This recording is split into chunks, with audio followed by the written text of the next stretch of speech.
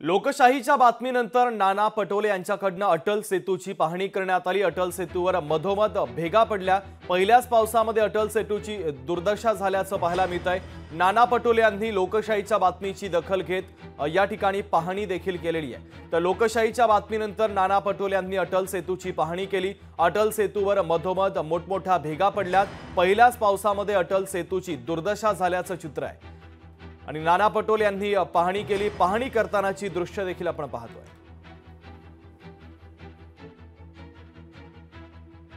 मुश्किलनं 2 महिन्याचा हा रस्ता आहे।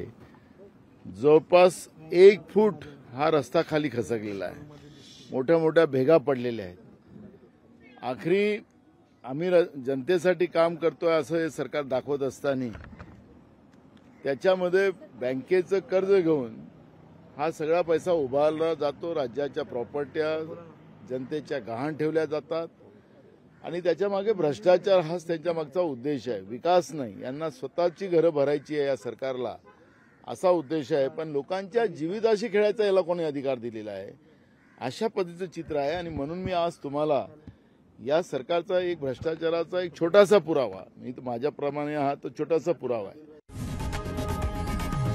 लोकशाही मराठी ऐका, पहा, जागरूक रहा।